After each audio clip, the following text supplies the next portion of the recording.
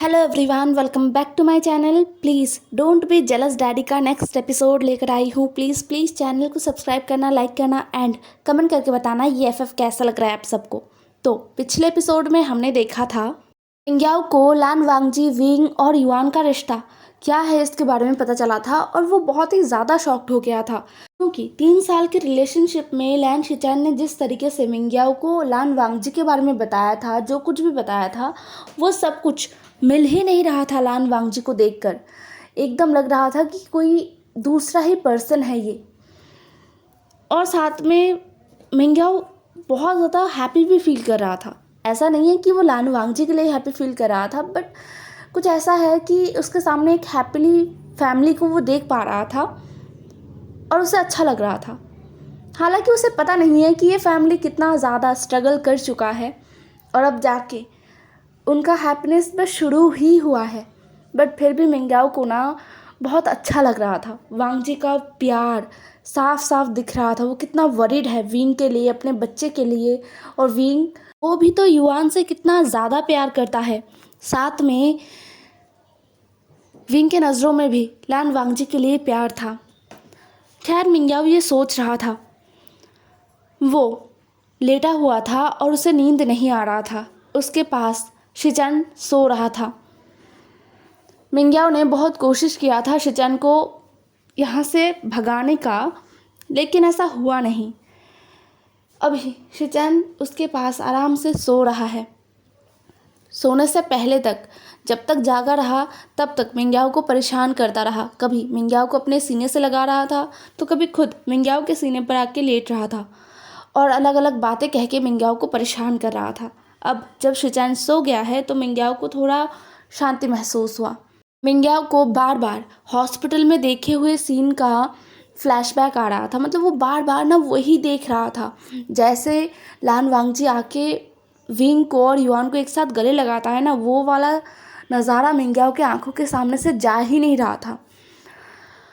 वो उठा और उठने के बाद खिड़की के पास गया और खिड़की को खोल देता है।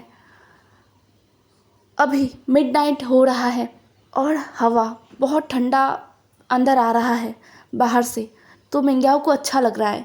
गर्मियों का मौसम शुरू हुआ है, शायद इसीलिए ये हवा इतना ज़्यादा अच्छा लग रहा है। मिंग्याओ बाहर देखते हुए अपने मन में कहता है, एक फैमिली, हाँ मैंने अपनी लाइफ में बहुत फैमिलीज़ को देखा है, खासकर जब से मैं डॉक्टर बना हूँ तब से। बट अभी भी मेरे अंदर से वो फीलिंग गया नहीं है। जब भी मैं किसी फैमिली को देखता हूँ तो मुझे बहुत जेलसी फील होता है। मुझे गॉड से कहने का मन करता है कि क्यों मुझे एक फैमिली नहीं दिया गया, क्यों मुझे नाजायज़ का टैग दिया गया। मेरी मदर वो चाहती तो वो अपनी ज़िंदगी को छोड़कर मुझे लेकर नए तरीके से शुरुआत कर सकती थी, लेकिन उन्होंने भी मुझे बर्थ देने के बाद कूड़े की तरह बस फेंक कर अपनी ज़िंदगी में आगे बढ़ गई।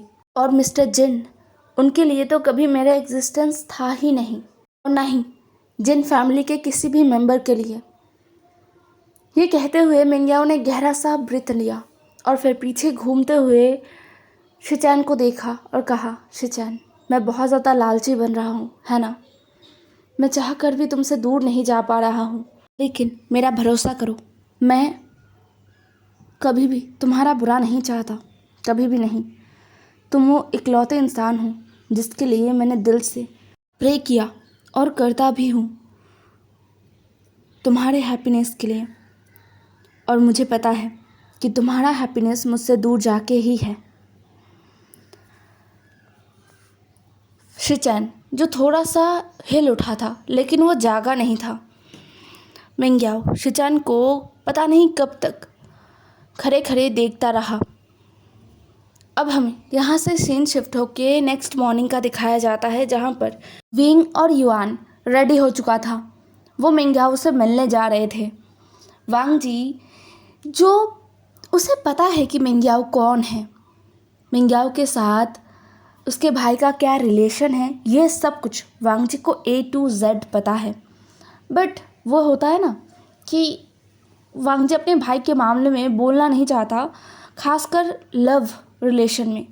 वांग जी लव के बारे में ज़्यादा कुछ जानता नहीं है, लेकिन उसके अंदर जो फीलिंग्स है, जो लगभग युआन के बर्थ के बाद से डेवलप हो रहा है धीरे धीरे विंग के लिए, युआन के लिए, तो उस फीलिंग को समझकर वांग जी को ये लगता है कि किसी भी थर्ड पर्सन को नहीं आना चाहिए लवर्स, हस्बैंड वाइफ इनके बीच, क्योंकि ये बहुत ही प्राइवेट होता है। वांग जी ने विंग और युआन को देखा, विंग जहाँ पर बहुत ज़्यादा एक्साइटेड था और युआन नॉर्मल था। वांग जी विंग का एक्साइटमेंट देखकर कहता है, विंग आज जाना ज़रूरी है, मतलब कल वो सब हुआ तो तुम्हें नहीं लगता कि कम से कम 2-3 दिनों तक तो तुम दोनों को घर ही रहना चाहिए? यह सुनकर विंग ने कुछ देर सोचा और बोला, नहीं मिस्टर लैन, मुझे आज ही मेंग्याओ गगा को देखने जाना है। वो बहुत ज़्यादा अच्छे इंसान है और मुझे वो बहुत पसंद आए हैं, और युआन को बचाते हुए उन्हें चोट लगा है, तो ये हमारा फ़र्ज़ है कि हम उनका टेक केयर करें। इनके बातों को सुनकर वांग जी और कुछ कह नहीं पाया, उसने बस हाँ में सर हिला दिया और अपने ब्रदर को मैसेज कर दिया। फिर वांग जी फ़ोन को पॉकेट में रखता है और युआन को देखता है जो आंट मैरी के साथ कुकीज़ को पैक कर रहा था। सुबह सुबह उठ के विंग और आंट मैरी ने मिलकर बहुत सारे कुकीज़ बनाए हैं मिंग्याओ के लिए। ये आइडिया आंट मैरी का था और विंग को ये आइडिया बहुत पसंद आया था, तो वो दोनों सुबह सुबह उठ के ही कुकीज़ बनाने लग गए थे, जो बन भी चुका था। बहुत अर्ली मॉर्निंग उठा था विंग। खैर युआन उन कुकीज़ को पैक करने में आंट मैरी को हेल्प कर रहा था। ये देखकर वांग जी को महसूस हुआ कि युआन भी जाना चाहता है, इसलिए वांग जी ने मुस्कुराकर विंग के पास जाते हुए कहता है, हनी अपना और युआन का ध्यान रखना। विंग, जिसने अपना सर हाँ में हिला दिया था। वांग जी ने युआन को देखा जो इस तरफ नहीं देख रहा है। उस मौके का वांग जी ने अच्छे से फ़ायदा उठाया। वांग जी ने विंग के गाल को अपने दोनों हाथों से पकड़ा और विंग को अपने पास खींच लिया। बिना कुछ समझने का मौका दिए उसने विंग के लिप्स पर किस किया। 1 बार, 2 बार, 3 बार वो छोटे छोटे किसेस किए जा रहा था विंग के लिप्स पर। 5 बार किस करने के बाद वांग जी विंग के लिप्स से थोड़ा सा दूर गया और विंग अभी भी शॉकिंगली वांग जी को देखे जा रहा था। वांग जी ने मुस्कुराकर कहा, हनी इतना शॉक्ड मत हो, ये मेरा फर्स्ट किस नहीं है, है ना? उप्स, तुम्हें बिना बताए मैंने तुम्हारा फर्स्ट किस बहुत पहले ही चुरा लिया था हनी। विंग तो और भी ज़्यादा शॉक्ड हो गया। विंग का ऐसे शॉकिंग एक्सप्रेशन देखकर वांग जी को बहुत मज़ा आ रहा था। वांग जी फिर से विंग के करीब आया, लेकिन इस बार उसने विंग को किस नहीं किया। बस वो विंग के करीब आया और बोला, बाय द वे हनी, कल तुम मुझे लंजा बुला रहे थे और आज फिर से मिस्टर लैन। ये बहुत बुरी बात है, मुझे बहुत बुरा लगा। फिर वांग जी ने विंग का हाथ अपने दिल पर रखा और बोला, देखो हनी, यहाँ पर, सीधा यहाँ पर मेरे दिल पर दर्द हो रहा है। विंग का चेहरा एकदम टमाटर जैसा लाल हो गया था। विंग को महसूस हो रहा था कि उसके दोनों गालों से आग के गोले निकल रहे हैं, इतना गर्म है। मतलब वो बिना छुए महसूस कर पा रहा था अपने गालों को गर्म होते हुए बहुत ज़्यादा। उसका हाथ, मतलब उसके वो सफ़ेद दूध जैसे हाथ भी लाल पड़ गए थे। वांग जी ने विंग को ऐसे पूरा लाल पड़ते हुए देखकर अपने आप को बहुत मुश्किलों से रोका। अपने लिप्स को उसने अपने दांतों तले दबाया और बोला, हनी इतना शर्माओ मत, तुम्हें आइडिया भी नहीं है कि तुम अभी कैसे दिख रहे हो। क्या तुम्हें नहीं लगता कि तुम्हें इतना शर्माना नहीं चाहिए? हाँ, तुम्हें लगता है कि मैं तुम्हें ऐसे देखकर काम पर जाकर आराम से काम कर सकता हूँ? वांग जी के हर एक बात को सुनकर ना विंग का पूरा शरीर एकदम कांप रहा था, बहुत ज़्यादा। मतलब इतना ज़्यादा कि वो अपने आप को ख़राब भी नहीं कर पा रहा था। उसे लग रहा था कि वो बस गिर जाएगा। वांग जी ने अपने दोनों हाथों से विंग के दोनों हाथों को पकड़ के रखा था। फिर वांग जी मुस्कुराते हुए कहता है, लुक हनी, तुमने क्या कर दिया है देखो। तुम्हें लगता है कि मैं ऐसे ऑफिस जा सकता हूँ? लोग क्या कहेंगे? विंग को समझ नहीं आया, लेकिन वांग जी के आंखों को देखते हुए विंग ने जब नीचे देखा तो उसका चेहरा और भी ज़्यादा लाल हो गया। उसे समझ नहीं आ रहा था कि ये कैसे हो गया। उसने क्या किया? उसने कुछ नहीं किया, वो इनोसेंट है, उसने कुछ भी नहीं किया। ये लान वांग जी ये बहुत ज़्यादा परवट है। अब विंग को ना सांस लेने में भी प्रॉब्लम हो रहा था। सुबह सुबह उसके साथ क्या हो रहा है। वो अपना हाथ वांग जी के हाथ से छुड़ाने की कोशिश कर रहा था, लेकिन वो कर नहीं पा रहा था। उसका हाथ भी थरथरा के काँप रहा था और वांग जी का पकड़ बहुत ज़्यादा मजबूत था। वांग जी ने विंग के कान में कहा, हनी, तुम्हें इसका पूरा पनिशमेंट मिलेगा और तुम्हें रिस्पॉन्सिबिलिटी भी उठाना होगा, बट अभी नहीं, इसके लिए अभी कुछ दिन बाकी है, तो अभी के लिए तुम रिलैक्स कर सकते हो। ये कहते हुए वांग जी ने अपना कोट उठाया और उसे पहन लिया। फिर वांग जी गहरा सा व्रत लेता है और युआन के पास चला जाता है। युआन के पास जाके वांग जी ने क्या कहा पता नहीं, लेकिन युआन ने मुस्कुराकर अपना सर हाँ में हिला दिया था। फिर वांग जी ने युआन के फोरहेड पर किस किया और वहाँ से चला गया। आंट मैरी को बाय कह के वो निकल गया घर से ऑफिस के लिए।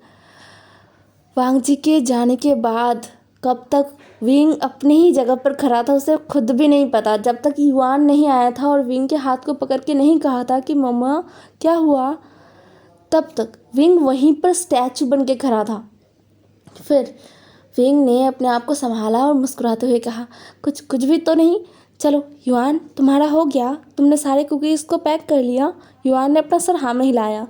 फिर विंग ने कहा, क्या युआन ने कुकीज़ को टेस्ट किया है? युआन ने अपना सर ना में हिला दिया और उसका चेहरा ना एकदम पपी वाला हो गया। सच में उसने टेस्ट नहीं किया,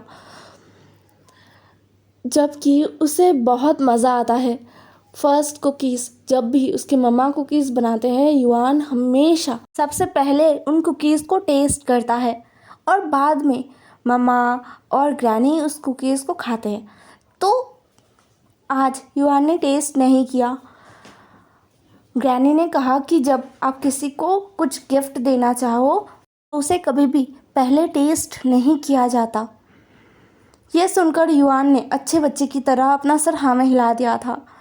युआन का ऐसा पपी वाला फेस देखकर ना विंग को बहुत ज़्यादा प्यार आया युआन पर। विंग ने युआन को गोद में उठा लिया और युआन के चीक्स पर किस किया और बोला, कोई बात नहीं, मम्मा युआन के लिए कल कुकीज़ फिर से बनाएंगे। यह सुनकर युआन ने बस मुस्कुरा कर गले लगा लिया विंग को। फिर विंग आंट मैरी को भी साथ लेती है। वो सब एक साथ निकल गए। विंग ने मिंग्याओ को सुबह अपने नए फ़ोन से कॉल किया था। हाँ, उसका फ़ोन जो वो रोड पर ही छोड़ आया था वो खो गया है, तो विंग ने अपने लिए नया फ़ोन लिया है।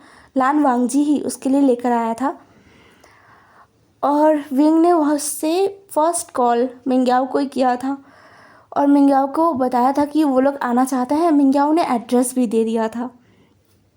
तो कुछ ही देर बाद जब वो लोग मिंग्याओ के घर पहुँचे ना, विंग को बहुत अच्छा लगा। ये एक छोटा सा फ्लैट है, ठीक वैसा ही जैसे विंग, युआन और आंट मैरी रहते थे जापान में।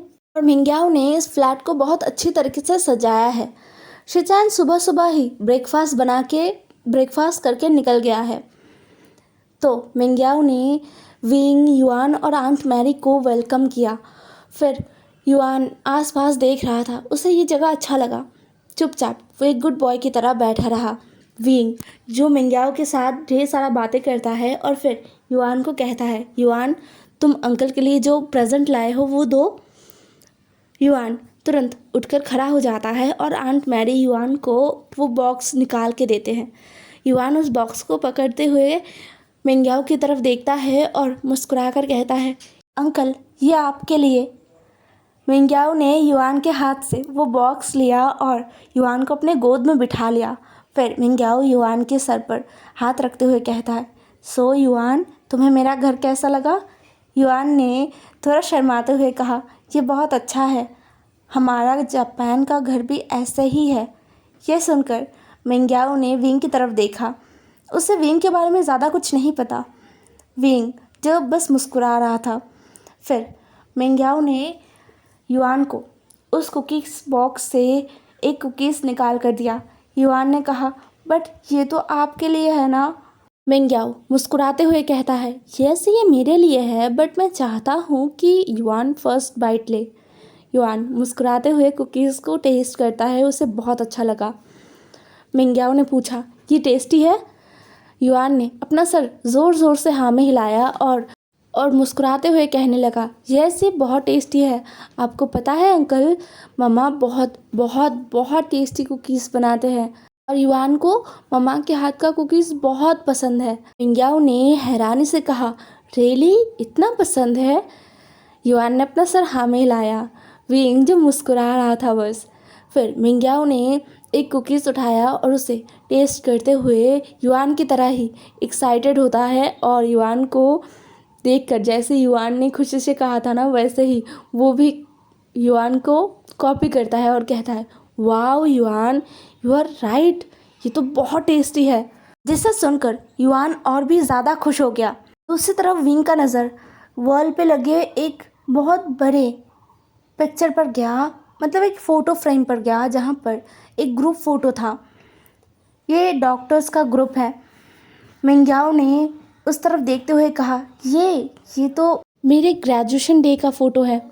ये सुनकर विंग उठ गया और देखने लगा। वो एक्साइटेड होते हुए कहा, ओह ये तो शिजन गा है ना, गगा कितने ज़्यादा हैंडसम दिख रहे हैं। ये कहते हुए विंग मुस्कुरा रहा था। मिंग्याओ ने बस मुस्कुराते हुए हाँ कहा। फिर वो लोग और भी ज़्यादा बातें करते हैं और टाइम स्पेंड करते हैं। मिंग्याओ को बहुत अच्छा लग रहा था। उसे बिल्कुल भी अनकंफर्टेबल फील नहीं हो रहा था और ना ही इरिटेशन। मिंग्याओ ज़्यादा टाइम ना बस युआन के साथ बिताता है और उसे थोड़े फ्लैशबैक्स भी याद आते हैं, मतलब ज़्यादा पुराने नहीं, यही 1 साल पहले का बात है जब वो अपने फैमिली से, मतलब वही अपने फादर के फैमिली से मिलने गया था। अपने फादर के बर्थडे पर उसे बुलाया गया था, तब वो गया था। वो एक ही फैमिली फंक्शन है जो मिंग्याओ अटेंड करता है और वो भी इसलिए क्योंकि उसमें बहुत सारे ऐसे लोग आते हैं जो मिंग्याओ के बारे में जानते हैं और सब ना इस बारे में बहुत तारीफ़ करते हैं जिन फैमिली ने एक नाजायज़ बच्चे को भी अपनाया है और उसे अपनी फैमिली की तरह ट्रीट करते हैं। कितने महान लोग हैं, कितने अच्छे लोग हैं। तो अपनी महानता बजाय रखने के लिए ही मिंग्याओ को उस दिन इनवाइट किया जाता है और मिंग्याओ जाता है। उसे मन हो ना हो कोई फ़र्क नहीं पड़ता, उसे जाना ही होगा। तो पिछले साल जब वो अपने फादर के बर्थडे पर गया था, तब वो अपने नेफ्यू, मतलब अपने भाई के बेटे जिंगलिन के पास गया था। जिंगलिन जो मिंग्याओ को देखकर बहुत ही खुश हुआ था और वो मिंग्याओ के पास आके खेल रहा था। तभी वहाँ पर मैडम जिन आई और उन्होंने बहुत ही हार्शली जिंगलिन को मिंग्याओ के पास से ले लिया और बहुत ही बुरे बुरे बातें कहा था कि मिंग्याओ का खून वो अच्छा नहीं है, मिंग्याओ को जिंगलिन के आसपास भी आने का कोई ज़रूरत नहीं है, इससे जिंगलिन पर बुरा असर पड़ सकता है और भी बहुत कुछ। मिंग्याओ को बहुत बुरा लगा था और आज वो एकदम इतना ज़्यादा क्लोज़ होके बैठा हुआ है। वो एकदम मिंग्याओ युआन को गोद में ले रहा है, किस कर रहा है, युआन के साथ बातें कर रहा है, युआन को बहुत टाइटली हग कर रहा है। लेकिन इससे ना विंग को कोई फ़र्क नहीं पड़ रहा था, मतलब विंग खुशी से ये सब देख रहा था और वो तो मना भी नहीं कर रहा था। यहाँ से सीन शिफ्ट होके हमें वांग जी को दिखाया जाता है जो अंकल के केबिन में बैठा हुआ था। लैन कुरैन जो अपने चेयर पर बैठे हुए थे और वो अपना काम कर रहे थे। उन्होंने अपना काम करते हुए कहा, क्या बात है वांग जी, तुम्हें क्या बात करना है मुझसे? और कल क्या हुआ था? ऐसे चले क्यों गए थे? तुम्हारा भाई भी तुम्हारे पीछे चला गया। बाद में मैंने जब तुम्हें कॉल किया तुमने कॉल रिसीव नहीं किया और तुम्हारे भाई ने बहाने बना दिए जो मुझे बिल्कुल भी भरोसा नहीं हुआ। तो अब मुझे बताओ क्या हुआ था कल? क्या कंपनी में कोई प्रॉब्लम हुआ है? यह सुनकर वांग जी ने अपना सर ना में हिलाया और बोला, नो अंकल, कंपनी में कोई प्रॉब्लम नहीं हुआ है। लैन कुरैन ने अब अपनी नज़रों को ऊपर उठाया और वांग जी को देखा और बोला, तो फिर क्या हुआ था? वांग जी अंकल की तरफ देखता है और 1 मिनट चुप रहता है, फिर बहुत ही क्लियरली बेझिझक होते हुए कहता है, अंकल कल मेरे बेटे का एक्सीडेंट होने वाला था। यह सुनकर लैन कुरैन के हाथ का जो पेन है वो नीचे गिर गया। लैन कुरैन जो वांग जी को देखे जा रहे थे, उन्हें समझ नहीं आ रहा था वांग जी ने क्या बोला। उन्होंने कुछ देर तक वांग जी को देखा और फिर कहा, तुमने क्या कहा? वांग जी ने लैन कुरैन को देखकर कहा, अंकल, कल मेरे बेटे का एक्सीडेंट होने वाला था बट वो हुआ नहीं। एक काइंड ओमेगा ने उसे बचा लिया, वरना उसे बहुत तेज़ चोट लग जाता। एक बदतमीज़ इंसान फुटपाथ से बाईसाइकिल चला रहा था और वो बाईसाइकिल को कंट्रोल भी नहीं कर पाया। वो इंसान मुझे मिल भी गया है, अब मैं उसे पनिश करूँगा इसके लिए। उसका हिम्मत कैसे हुआ? लेकिन लैन कुरैन उनके दिमाग में कुछ भी नहीं जा रहा था। वो वांग जी के कहे गए बातों को सुन भी नहीं रहे थे। अब वो अपनी जगह से उठ गए। डेस्क पर उन्होंने ज़ोर से अपने हाथों को रखा, जिससे धम करके आवाज़ हुआ। वांग जी ने अब बोलना बंद किया और अपने अंकल की तरफ देखा। लैन कुरैन ने थोड़ा चीखते हुए कहा, क्या कहा तुमने? तुम्हारा बेटा कब कहाँ से पैदा हो गया? मुझे तो इस बारे में कुछ भी पता नहीं। वांग जी, जो बहुत ही ज़्यादा शांत था, उसने कहा, अंकल, मेरा एक बेटा है और मेरा ओमेगा भी है। आई एम रियली सॉरी। मुझे ये बात आपको 3 साल पहले बता देना चाहिए था, या फिर 4 साल पहले, बट कुछ रीजंस थे जिसकी वजह से मैं ये बातें आपको नहीं बता पाया। लैन कुरैन चिल्लाते हुए कहते हैं, वांग जी, आर यू किडिंग मी? हाँ, मजाक कर रहे हो तुम मुझसे? क्या पागलों की तरह बक रहे हो? तुम्हारा ओमेगा बेटा ये सब कहाँ से आए? मतलब ये कैसे हो सकता है? और सबसे इम्पॉर्टेंट बात, इस बारे में मुझे कुछ पता भी नहीं है। ये क्या चल रहा है? वांग जी शांत था। उसने कहा, अंकल, मैं समझा सकता हूँ। लैन कुरैन ने फिर से चिल्लाते हुए कहा, शट अप! तुम लिटिल ब्रैट, तुम्हें क्या लगता है कि तुमने क्या किया है और तुम मुझे क्या समझाने वाले हो? हाँ, ये कोई समझाने वाला चीज़ है? और सबसे इम्पॉर्टेंट बात, हम फैमिली है वांग जी। तुमने इतनी बड़ी बात छुपाया कैसे? हाँ, और वो ओमेगा, वो कौन है? कौन से फैमिली से है वो?